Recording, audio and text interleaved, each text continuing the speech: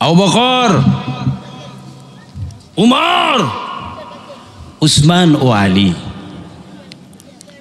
তোমরা তো আমার খলিফা, তোমরা একটু আমার সামনে আসো। সুবহানাল্লাহ বলে।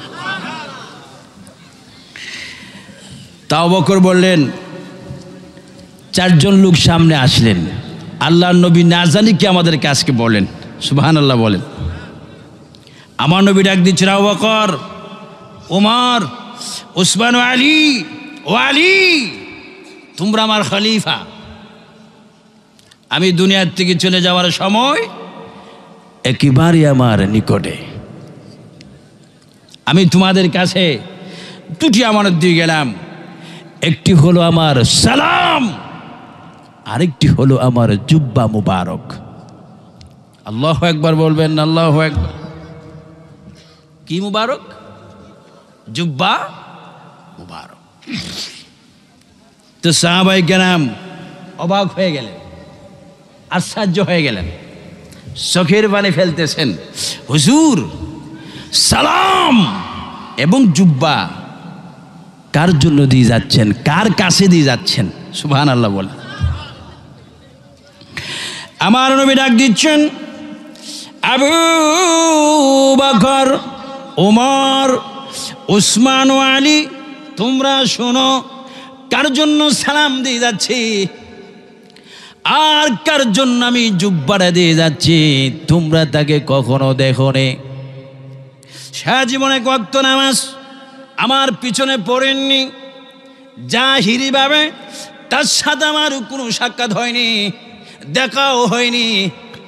তার কাছে তোমরা জুব্বাটা পৌঁছাই দিবে, কিন্তু জুব্বাটা যখন তোমরা তার কাছে পৌঁছাই দিবে তখন দেখবে তার ডান হাতের তালুর ভিতরে, চামড়ার ভিতরে আমি নবীন নবীন নাম মুবারক লেখা থাকবে। জোরে বলুন সুবহানাল্লাহ। আল্লাহু আকবার।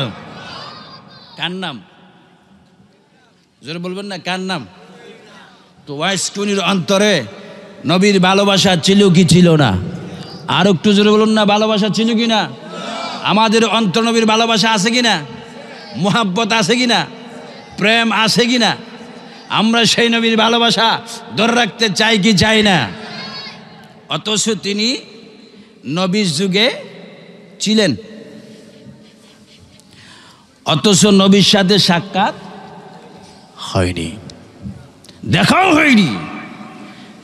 কেন জানেন? একমাত্র মায়ের খেদমত করার কারণে। সুবহানাল্লাহ বলেন। সুবহানাল্লাহ। জোরে বলুন, কার খেদমত? আর একটা আওয়াজ দিয়ে বলতে হবে, যুবক যুবক ভাইরা, কার খেদমত? আমরাও মায়ের খেদমত করতে চাই কি চাই না? মায়ের খেদমতের দরকার আছে কি নাই? মায়ের খেদমত। ইয়ামন শহরে হযরতে ওয়াইসকুনির মাজার রয়েছে, জুব্বা রয়েছেন। সেখানে আমার নবীর জুব্বা মুবারকটা এখনো পর্যন্ত সেখানে রয়েছেন। সুবহানাল্লাহ। জুব্বাটা এত তাজিমে রয়েছেন, জুব্বার দিকে নজর করলে মনে হয় যেন এখন নবী জুব্বা মুবারক শরীর মুবারক থেকে খুলছেন। আল্লাহু আকবার, আল্লাহু আকবার। আমার নবীর জুব্বা মুবারক এত সুন্দর। সুবহানাল্লাহ বলেন। সুবহান। হযরতে আবু বকর, উমর, উসমান ও আলীকে ডাক দিলেন, আবু বকর, উসমান ও আলী, আমি দুনিয়ার থেকে চলে যাওয়ার পরে হযরতে ওয়াইসকুনির হাতে তোমরা জুব্বাটা পৌঁছাই দেবে। নবীজি আরেকটি কথা বলে গেলেন, উমর, আলী, ও আলী, জুব্বাটা যখন হযরতে ওয়াইসকুনির হাতে তোমরা পৌঁছাই দিবে তখন বলবে ওয়াইসকুনি যেন আমার উম্মতের জন্য যেন দোয়া করে। আর একটু আসতে বলবেন না? সুবহানাল্লাহ। উচ্চস্বরে তিনবার বলুন আল্লাহু আকবার। আরো জোরসে বলুন আল্লাহু আকবার। দোয়া করতো কে? ওয়াইস করুনি। আর দোয়া চাচ্ছেন কে? নবীজি। আর সেই নবীকে আমাদের মতো মানুষ বলা যাবে? আমাদের মতো মানুষ বলে ঈমান থাকবে? হযরতে ওয়াইসকুনির কাছে হযরত উমর, আলী জুব্বা মুবারকটা নিয়ে রওনা হলেন। কোন আলী? যে আলী আসর নামাজ পড়েননি, আমার নবী তার জন্য ডুবন্ত সূর্যকে উঠে দিয়েছিলেন। কোন উমর?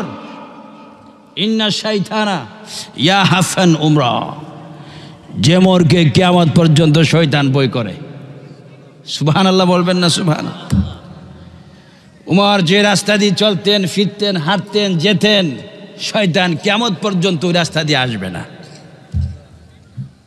এই দুজন হযরতে ওয়াইস কুনির জুব্বা মুবারক নিয়ে রওনা হলেন। কোথায়? হযরতে ওয়াইস কুনির তাল্লাশ। আল্লাহু আকবার, আল্লাহু আকবার। আল্লাহর প্রিয় নবী দুনিয়ার থেকে চলে গেলেন। হযরত উমর ও হযরত আলী এই দুজন জুব্বা মুবারক নিয়ে রওনা হলেন। জুব্বা কিছু দূর যাওয়ার পরে হযরত উমর বলেন কিছু দূর যাওয়ার পরে আমরা দেখতে পেলাম ওই মক্কা শহরে অলিতে গলিতে ছোট্ট ছোট্ট বাচ্চারা রাহাল হিসেবে উট গরু বকরি চড়াচ্ছেন। আমরা দেখতে পাচ্ছি। আমি হযরত উমর আল ফারুক একটা ছোট্ট বাচ্চাকে ডাক দিলাম, হ্যাঁ বাবা উমর, হ্যাঁ বাবা, তোমরা ওয়াইস কুনি নামে কোনো ব্যক্তিকে চিনো কিনা? ওই বাচ্চারা, ছোট্ট ছোট্ট বাচ্চারা চোখের পানিগুলা ফেলে দিলেন আর ডাক দিলেন, আপনি যে আমাদেরকে বাবা বলে ডাক দিয়েছেন, আপনার জবানের মধ্যে তো মধুর মিষ্টি আমরা পেয়েছি, আমাদের বাবার জবানে পর্যন্ত আমরা আজও শুনি না। হুজুর আপনার নাম কি? হযরত উমর ও হযরত আলী চোখের পানিগুলা ছেড়ে দিলেন। আমাদের নাম শুনলে তোমরা আমাদেরকে চিনবানি? ওই হুজুর আপনার নামটি এই মুহূর্তে একটু বলুন। ওই বাচ্চারা চোখের পানিগুলা ফেলে ফেলে কাঁদতে কাঁদতে বললেন, হযরত ওয়াইস কুনি, হযরত আবু বকর, উমর, হযরত উমর ও আলী বললেন, আমাদেরকে চিনবানি? আমরা হচ্ছি নবীর দরবারে খলিফা হযরত উমর ও আলী। ওই বাচ্চারা কেঁদে দিলেন। কোথায় যাচ্ছেন? আমরা যাচ্ছি হযরত ওয়াইস কুনি নামে ব্যক্তির হুজে। ওই ছেলেরা চোখের পানিগুলা ছেড়ে ছেড়ে বলতে লাগলেন, ওয়াইস কুনি নামে তো আমরা কোনো পাগলকে চিনি না, তবে আমরা জানি প্রতি সপ্তাহ হলে, বৃহস্পতিবার হলে ওই জঙ্গল থেকে একটা মানুষ বাহির হয়, পূর্ণিমার চাঁদের মতো তার চেহারাটা, চুলগুলা লম্বা সুন্নতি চুল, বাবলি বাবলি চুল, মানুষটির চেহারা এত সুন্দর, মুখের মধ্যে কোনো দাঁত নাই। যদিও মুখের মধ্যে কোনো দাঁত নাই, খোদার কসম মেশকাম্বরের ঘ্রাণ পাওয়া যায়। হযরত উমর আলী এবার কিছু দূর গেলেন। এবার গিয়ে দেখলেন কি, ওই জঙ্গলের মধ্যে গেলেন। এবার গিয়ে দেখলেন জঙ্গলের মধ্যে পাহাড় উপরে ছোট্ট একটা ঘর দেখা যায়। ঘর, ওই ঘরের মধ্যে একটা মহিলা ঘুমাচ্ছেন, আর একটা বান্দা নামাজ পড়তেছেন। হযরত উমর আলী বলে, নামাজ পড়ার পরে তাকে আমরা সালাম দিলাম, তিনি সালামের জবাবটা আমাদেরকে সুন্দর করে দিলেন। আর আমরা জিজ্ঞেস করলাম, আপনার নাম কি? আমার নাম শুনে আপনার নাম কি? আপনারা কারা? আমরা হচ্ছি নবীর দরবারের খলিফা উমর ও আলী। এই কথাটা যখন বললেন, ওয়াইস কুনি চোখের পানিগুলা ফেলে দিলেন আর বলতে লাগলেন, আপনার বুঝি নবীর দরবারের খলিফা? কই হা, আপনাদের মুখের মধ্যে কেন দাঁত দেখা যায়? উচ্চস্বরে বলুন আল্লাহু আকবার, আল্লাহু আকবার। তিনবার ডান হাত তুলে বলি ইয়া রাসূলুল্লাহ। আরো জোরে মোহাব্বতে। আপনাদের মুখের মধ্যে কেন দাঁত দেখা যায়? আপনারা বুঝি নবীর দরবারের খলিফা?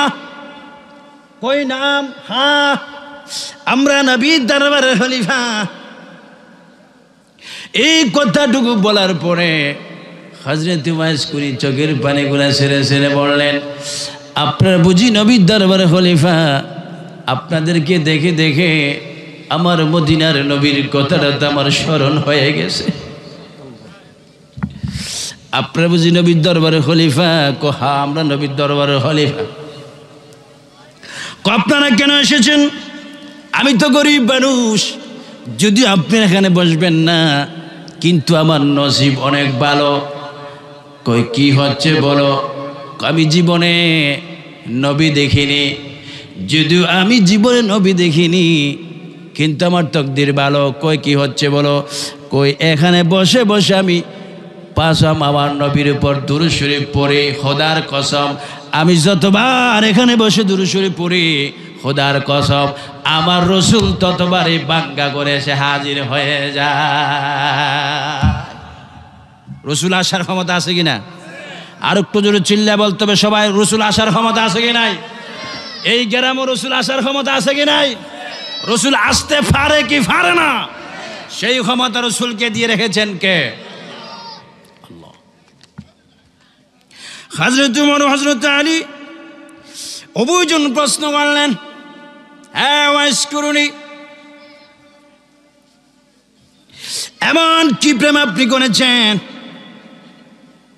ওয়াইস কুরুনির সামনে হযরত ওমর ও আলী দুজন সামনে এক অপরকে যখন তারা সালাম দিলেন, এবার বললেন, ওয়াইস কুরুনি এমন কি কাম আপনি করেছেন? নবীর জুব্বা আমার রসুল আপনাকে দিয়েছে, নবীর খলিফাগণ আপনার কাছে আসতে বাধ্য হয়েছে। এমন কি কাজ আপনি করেছেন? নবীর সালাম আপনাকে দিয়েছে, আপনি একটু বলুন আপনি কি করেছেন? ওয়াইস কুরুনি কেঁদে কেঁদে বললেন, ও ওমর আলী শোনো, ওমর আলী শোনো, আমি তেমন কিছু করতে পারিনি, কারণ আমার অনেক ইচ্ছা ছিল নবীর কদমের মধ্যে যাইতাম, যাওয়ার সত্য ইচ্ছা থাকা সত্য আমি নবীর কদমের মধ্যে যাইতে পারি নাই। কই কেন যাইতে পারেন নাই? আমাদেরকে একটু বলবেন নি? কই দেখেন আমার ঘরের মধ্যে, আমার কক্ষের মধ্যে, আমার ঘরের মধ্যে আমার বৃদ্ধ একটা মা ছিল, ওই মেয়ের খেদমত করার জন্য আমার বড় ভাই নেই, আমার বোন নাই। প্রতিদিন আমার মাকে আমি কাঁধে করে করে বাহির নিতাম, আবার ঘর থেকে বাহির থেকে ঘরে আনতাম, এইভাবে প্রতিদিন মাকে করে করে করে করে ঘরে নিতাম, বাহির নিতাম। ওই মায়ের খেদমত করতে গিয়ে ও রাসূলুল্লাহর দরবারে যাওয়ার মতো আমার কোনো সুযোগ পাইনি। ওমর আলী এইখানের মধ্যে আসুন, এইখানে বসুন, এইখানে বসে বসে আমি 5 ওয়াক্ত নামাজ পড়ি, নামাজ পড়ার পরে আমার প্রিয় নবীর, আমি তো প্রিয় নবীর উপর 3 পাঁচা 15 বার দুরূদ শরীফ পড়ি। খোদার কসম আমি যতবার প্রিয় নবীর উপর দুরূদ শরীফ পড়ি, ততবার রেগুলার আমার রাসূল আমার ঘরে এসে হাজির হয়ে যায়। সুবহানাল্লাহ বলেন, সুবহানাল্লাহ। হযরত ওমর, হযরত আলী এবার বললেন, হ্যাঁ ওয়াইস কুরুনি, বুঝলাম আপনি মায়ের খেদমত করেছেন, কিন্তু আপনি কি প্রেমের কারণে নবীর জুব্বা পেলেন, সালাম পেলেন, আমাদেরকে একটু বলুন। হযরত ওয়াইস কুরুনি কেঁদে কেঁদে বললেন, ও ওমর আলী শুনুন, কি প্রেমের কারণে জুব্বা পেলাম আপনি একটু শুনুন। উহুদের ময়দানে যখন যুদ্ধ শুরু হয়ে গেল, বাতাস আমাকে একটা খবর বলল, বাতাস আওয়াজ দিয়ে আমাকে একটা খবর বলল, ওয়াইস কুরুনি রে, যে নবীর উপর তুমি হামেশা দুরূদ শরীফ পড়ো, ওই কাফেরের বাচ্চারা কিছুক্ষণ আগে নবীর দান মুবারক শহীদ করে দিয়েছে। এই খবরটুকু শোনার পরে বিশাল একটা পাথর আমার হাতের মধ্যে আমি নিলাম, বিশাল একটা পাথর আমি হাতের মধ্যে নিলাম। আমি মনে করতেছি আমার আকল দ্বারে কথা বলতেছি, এজন্যই বলতেছি যে আমার নবীর যদি দাঁত না থাকে আমি ওয়াইস কুরুনির দাঁত থাকতে পারবে না। এই বলে বলে আমি 32টা দাঁত ভেঙে ফেললাম। দাঁত ভাঙ্গার পরে আমার মুখের মধ্যে একটা ব্যথা শুরু হলো, গালগুলা আমার ফুলে গেল, উহ করতে পারি না, আহ করতে পারি না, ব্যথা শুরু হয়ে গেল। হঠাৎ করে দেখি নূর একটা মানুষ আমার মাথায় হাত বুলাইয়া দিছে। নূর একটা মানুষ আমার মাথার উপর হাত বুলাইয়া বলে, ওয়াইস করুনি রে, একাই কি আর তুই কত কাঁদবে? আমি তোর জন্য জুব্বাটা রেখে গেলাম এবং আমার পাগড়িতে তোর মুখটা মুছে দিয়ে আমি তোকে পরিপূর্ণ সুস্থতা দান করে দিয়ে গেলাম। আল্লাহু আকবার, আল্লাহু আকবার। তিনবার বলে ইয়া রাসূলুল্লাহ। ডান হাত তুলে তিনবার বলে ইয়া রাসূলুল্লাহ। ইয়া রাসূলুল্লাহ বলবেন যারা, তাদের কলবটা হয়ে যাবে মদিনার নবীর শহর। উচ্চ স্বরে বলো ইয়া রাসূলুল্লাহ, ইয়া রাসূলুল্লাহ।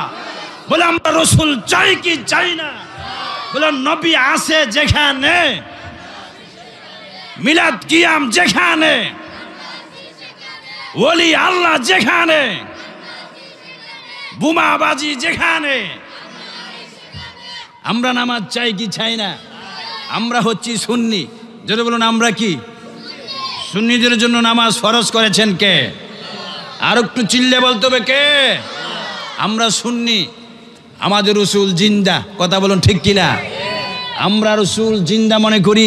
অনেক ক্লাসের বাইরে আছে বলে রসুল আমাদের মতন সাধারণ একজন মানুষ। আর একটু আসতে বলুন না নাউজুবিল্লাহ। আর একটু জোরে বলুন না নাউজুবিল্লাহ। রসুল কি আমাদের মতো হতে পারে? রসুল কি আমাদের মতো হতে পারে?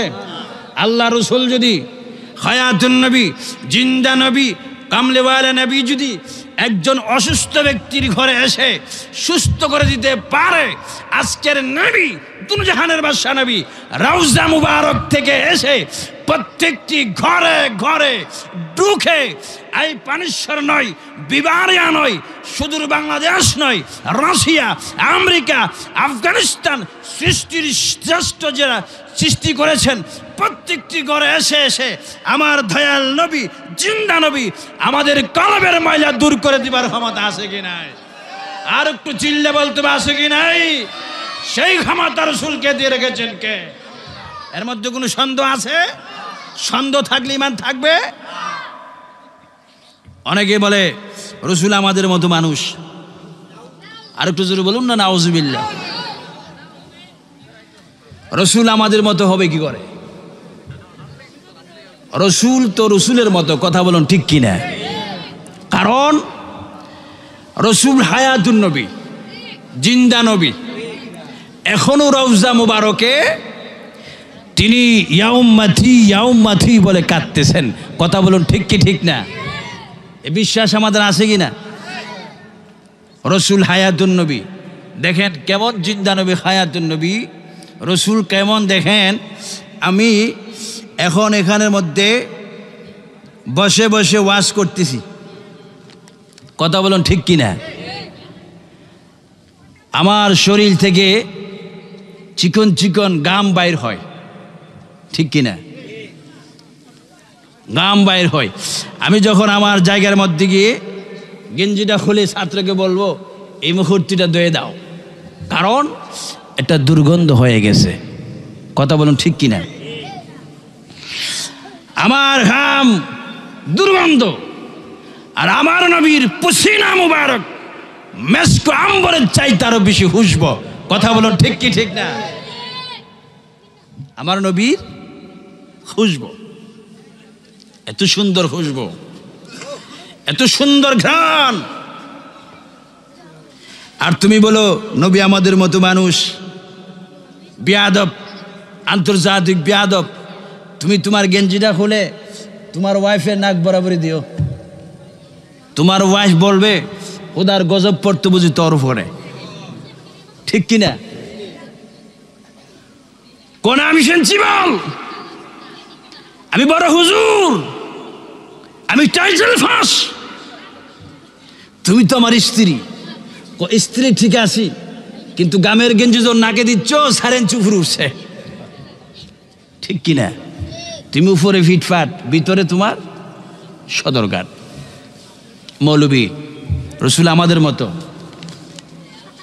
নবী হায়াতুন নবী, নবী কামলেওয়ালা নবী, নূরের নবী। কেমন নবী দেখেন, আল্লাহর প্রিয় নবী তিনি যখন ইসলাম প্রচার করে ঘরের মধ্যে আসতেন, তিনি যখন কালমার দাওয়াত দিয়ে ঘরের মধ্যে আসতেন, রাসূলাতের দাওয়াত দিয়ে যখন তিনি ঘরের মধ্যে আসতেন, রসুল যখন ঘরের ভিতরে বসতেন, এইভাবে বসতেন, সাহাবায়ে কেরাম বোতলের শিশিগুলা নিয়ে রাসূলুল্লাহ গাম মুবারক গুলা শিশির ভিতরে ঢুকাইতেন।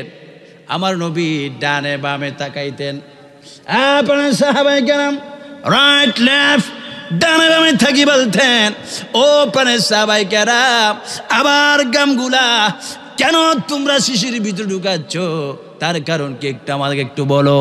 সাহাবায়ে কেরাম কেঁদে কেঁদে বললেন, ইয়া রাসূলুল্লাহ, ইয়া হাবিবাল্লাহ, হুজুর আমার সন্তান উপযুক্ত, আমার মেয়ে উপযুক্ত, আমার নাতি উপযুক্ত, হুজুর বিবাহ শাদী থেকে আথরের কোনো ব্যবস্থা নাই, গোলাপের কোনো ব্যবস্থা নাই। ইয়া রাসূলুল্লাহ আপনার গামগুলা যদি নতুন জামার বইয়ের গাইয়ে দে, খোদার কসম গো হুজুর 70 দিন পর্যন্ত মেশকাম্বরের ঘ্রাণ পাওয়া যায়। উচ্চস্বরে আল্লাহু আকবার, আল্লাহু আকবার।